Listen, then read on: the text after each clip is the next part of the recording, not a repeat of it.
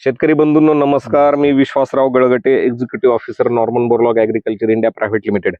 आता परत एकदा आपण श्री यशवंत म्हसे, मुक्काम पोस्ट तांदूळवाडी, तालुका राहुरी, जिल्हा अहिल्यानगर यांच्या वांग्याच्या प्लॉटमध्ये आहोत. हा आपला दुसरा व्हिडिओ आहे.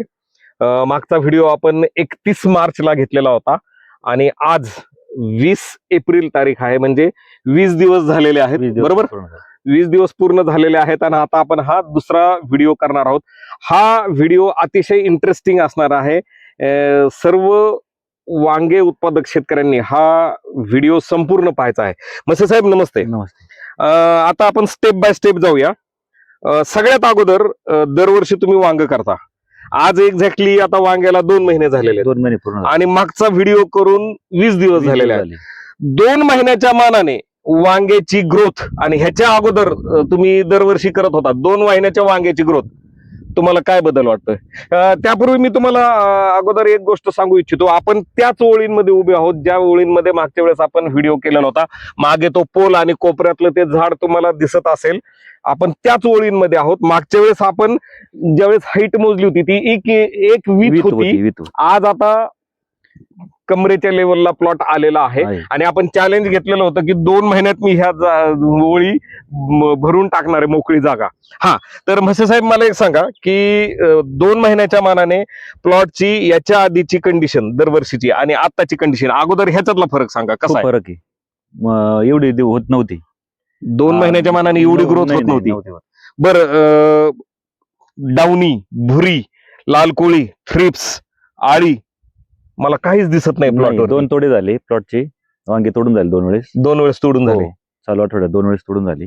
मी हे जे लाल कोळी, थ्रिप्स, आळी हे काही त्रास आहे का? नाही, एकदम अल्पशा प्रमाणात होतं फळाला, पण रेग्युलर पेक्षा खूप पर्सेंटेज. टक्केवारीमध्ये जर विचारलं दरवर्षीपेक्षा तर किती टक्के सुधारणा आहे? 2-3% बघता नॉर्मल, म्हणजे 98% दरवर्षीपेक्षा सुधारणा आहे.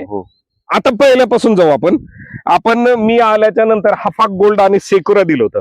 वांग्यामध्ये मर होण्याचं प्रमाण खूप असतं. सेकुरा सोडल्यानंतर मर झाली का? अजिबात मर नाही झाली. 1% पण नाही झाली. एक रोप सुद्धा नाही. शेतकरी बंधूंनो, सेकुरा हे असं प्रोडक्ट आहे, हे ब्रॉड स्पेक्ट्रम आहे. म्हणजे बीज प्रक्रियेला पण चालतं, फवारणीद्वारे पण चालतं आणि जमिनीद्वारे पण चालतं. जमिनीद्वारे आपण सगळ्यात पहिल्यांदा शेड्यूल दिलं होतं हफाक गोल्ड आणि सेकुराचं. दरवर्षी तुमची मर किती व्हायची? रेग्युलर प्रोसेस मध्ये टक्केवारीत सांगा, किती टक्के मर व्हायची? सांगतो ना. म्हणजे प्रत्येक महिन्याला साधारण एक प्लॉट मध्ये, 1 एकराच्या प्लॉट मध्ये 30 ते 40 झाडाची मर असायची प्रत्येक महिन्याला. आता गेल्या मी जे आता नॉर्मन बोरलॉगचं जे चालू केलंय, याच्यात जसं सुरुवात केली तशी मर हा विषयच नाही. याच्यामध्ये मर हा विषयच नाही. हे फार महत्वाचं आहे. प्रत्येक महिन्याला 30 ते 40 झाडाची मर असायची. आता 50 झाडापर्यंत अगदी तुम्ही सगळा प्लॉट बघा, एकही मर नाहीये. आणि लागवडीपासून साधारण 8 ते 10 दिवसानंतर सुरुवात होणार आणि फळची मातीची भर लावून झाल्यानंतर, फळधारणा झाल्यानंतर पण ती चालू राहते, चालायची. आणि त्यासाठी तुम्ही काय काय औषध वापरायचे? काय रेग्युलर आपलं बुरशीनाशी वगैरे सोडणं, भारीतले कोणते बुरशी मुळकुजीसाठी सोडणं, काही क्लोरो वगैरे असे साधारण. तुम्ही फक्त यावेळेस सेकुरा सोडले? सेकुरा सोडलं. मर एकही नाही. मर नाही. शेतकरी बंधूंनो, आपण ज्या मिशन वरती काम करतो की शेतकऱ्यांचा उत्पादन खर्च कमी करायचा आहे, कमीत कमी खर्चामध्ये चांगलं उत्पादन द्यायचंय, त्याच्यातलाच हा एक भाग आहे. 750 रुपये एकरी खर्च आहे सेक्युराचा आणि फक्त एक शेड्यूल दिलेला आहे. मर आलेलीच नाहीये. दरवर्षी दर महिन्यामध्ये 30 ते 40 रोप मरीनी जायचे एकरामध्ये. तर ह्या वर्षी एकही नाही मर. आता आपल्याला औषधाला शोधावं लागेल. नाही, मरच नाही. ही एक अचिव्हमेंट आहे. त्याच्या पुढे जाऊया. त्यानंतर मी तुम्हाला लॅनकास्टर दिलं होतं आणि जिग्रा पॉवर प्लस दिलं होतं. आता मला ह्या 2 औषधांविषयी सांगा. दरवर्षी तुम्ही आळीला आणि थ्रिप्स, लॅनकास्टर हे रस शोषणाऱ्या किडींचं आणि अळीनाशक असं एकत्र आहे आणि जिग्रा पॉवर प्लस तर आपलं एकदम चॅम्पियन प्रॉडक्ट आहे. शेंडाळी आणि वांग्याच्या फळ आळीला चालणार हे औषध. ह्या 2 प्रॉडक्ट विषयी काय सांगाल? नाही, म्हणजे प्रत्येक फळ तोडणी झाल्याच्या नंतर जो स्प्रे घ्यावा लागायचा रेग्युलर मध्ये, तो 2 तोडणी होऊन पण घ्यावा लागला नाही. कदाचित आता तिसरी पण होऊ शकते. आणि मला तर कुठंच थ्रिप्स म्हणजे शेंडा नाही म्हणजे पानावरती काही टिपके, नाही, आळीचा काहीच काही प्रकोप काहीच दिसत नाही. नाही. मग आता जो- हे सांगा हा. की दरवर्षीप्रमाणे उत्पादन खर्चाचा जर विचार केला हा. तर हे रिझल्ट कसे आहेत? तुमचा खर्च किती फवारण्या वाचल्यात? साधारण फळतोडणीनंतर स्प्रे घ्यावाच लागत होता. आता तुम्ही किती दिवस झालं फवारणी घेतली? आता माझी 2 तास तोडण्या झालेल्या आहेत फळाच्या. फवारणी नाही, फवारणी नाही आणि तिसरी पण होऊ शकते. तिसरी पण तोडणी होईल, फवारणीची गरज नाही. कारण की इतकं निरोगी पीक आहे. तुम्ही नंतर आपण क्लोजअप दाखवू. आपलं नीम ऑइल मित्रांनो, मार्केटमध्ये एवढी फसवणूक चालते. चांगल्या कंपन्या लेबलवरती 10,000 PPM लिहितात, आतमध्ये 5,000 5,500 PPM सापडतं. आपलं नीम ऑइल जगाच्या पाठीवरती तुम्ही कुठेही त्याचं अनालिसिस करा, कोणत्याही लॅबमध्ये करा, 10,000 PPMच्या खाली जर ते सापडलं तर आपण पूर्ण मार्केटमध्ये तुम्ही जे नीम ऑइल घ्याल ते तुम्हाला आम्ही 10 वर्षाचं नीम ऑइल फ्री देऊ, हे चॅलेंज देतो. आपलं नीम ऑइल तुम्ही ह्या फवारण्यांमध्ये वापरला, ह्याच्या अगोदरच्या नीम ऑइल मध्ये आणि हे नीम ऑइल वापरल्यानंतर रस शोषणाऱ्या किडींच्या प्रादुर्भावात काय बदल दिसतोय? बदल आहे. आणि त्याचा वासच इतका उग्र आहे नीम ऑइलचा, का तो प्लॉट मध्ये घुमघुमट राहतो 2 दिवस. त्याचा 2 दिवस राहतो. हो, उग्र. रस शोषणाऱ्या किडींचा अटॅकच नाही. अटॅक नाही. ओके.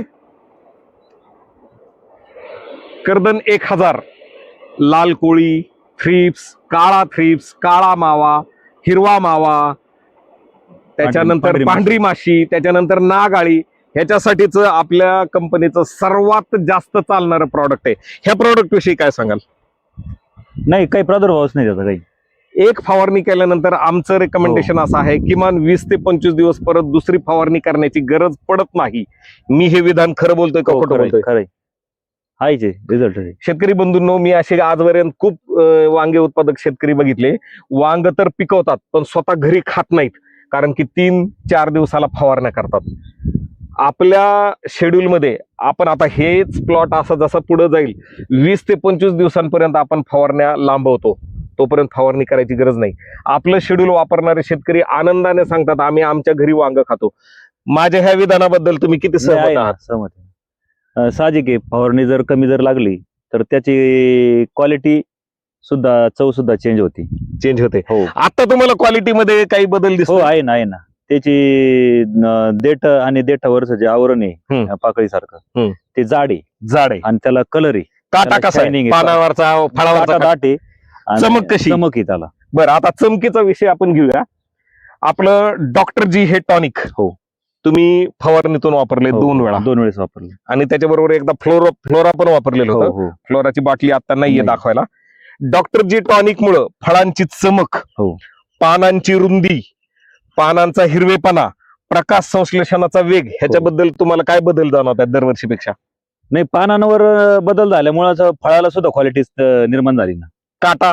काटा वाढला. मित्रांनो, मार्केटमधल्या 95 ते 98% कंपन्या टॉनिक मध्ये युरिया वापरतात. तो कसा शोधायचा आणि तो कसा ओळखायचा ह्याचं पण गुपित मी तुम्हाला सांगणार आहे.